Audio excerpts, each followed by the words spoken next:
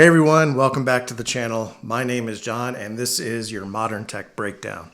Today I'm going to cover the non-AI highlights from WWDC 2024. Obviously AI took up a lot of the time, so if you're interested in that, I'll put a link to my other AI video in the description.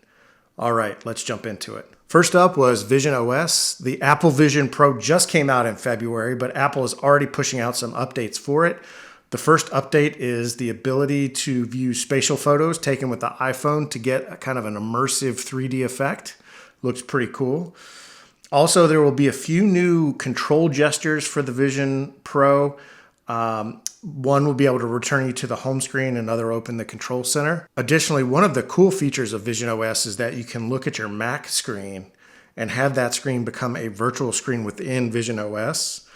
Later this year, you'll be able to make those virtual screens much bigger, which I think is cool. Use that visual space real estate. And lastly, for Vision OS, Apple and others will be releasing new spatial content for the device. I think content consumption is going to be the killer app for this device, so I think it's a smart move by Apple, giving people more content designed specifically for the device. Next up is iOS 18. As rumored, you'll be able to move apps on your home screen to wherever you'd like within the grid. So not exactly anywhere you want, it's got to be within the grid, which I think is good. And also the app icons, you'll be able to respond to dark mode, or you can tint them with whatever color you like if the icon is designed to allow that. Control Center is getting more real estate with multiple screens that can be accessed by swiping along the right side. And next, for the privacy-minded folks, you'll be able to lock certain apps with Face ID. I think you can lock any app, but I think you'll have to pick which apps you want to lock.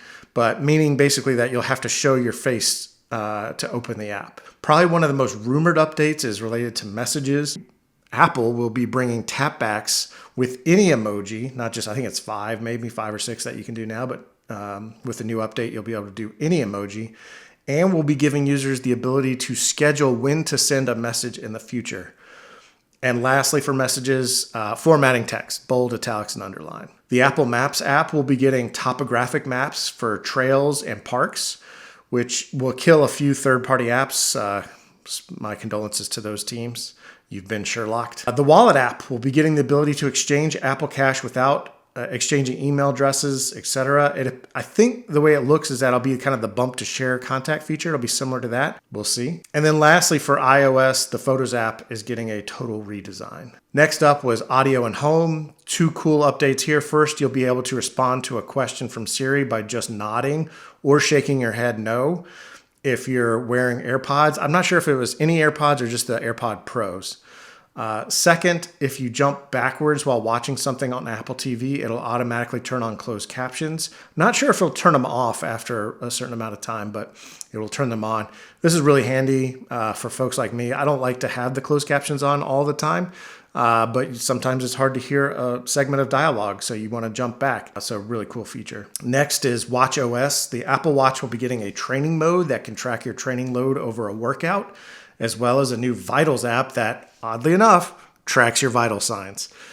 The watch is also getting what could be a pretty cool feature that machine learning can pick photos from your library, put them on a watch face, crop them appropriately, and pair them up with a font. The demo looked pretty sharp. We'll see if it's actually that cool, but it looks like a nice feature I think people will like. Next is iPad OS. The iPad will be getting most of the features mentioned for iOS. Apple outlined a new UI element they will be using across their apps, and will be making an SDK for developers to make it easy for them to incorporate that. It's like a floating bar at the top of the screen. Make it easy for the developers to use that in their apps as well. Probably the most impressive iPad announcement was that Apple is finally making their own calculator app for the iPad. This has been discussed for years and years, and Apple finally brought one, and it's impressive. Not only does the calculator app have all the features you'd expect from the iPhone version, but it can also take input with the Apple Pencil, read handwriting, and provide solutions to equations in real time. The demo was very cool. Not sure how much I'd use it, but could be a cool teaching tool for kids learning math and geometry. And last but not least, macOS's new version will be called Sequoia. The new version will be getting many of the same updates that iOS and iPadOS are getting. The first new feature will be an easy window tiling. You can snap windows to the side, to a corner. This is long overdue and something Windows users have had forever. It's a welcome update nonetheless. Probably my favorite new macOS feature will be the ability to interact and manipulate your iPhone remotely. Basically, the macOS will show your iPhone on your Mac, and you'll be able to take actions on your phone from the Mac. I would imagine a lot of work underlying CarPlay went into making this feature. The feature is called iPhone mirroring.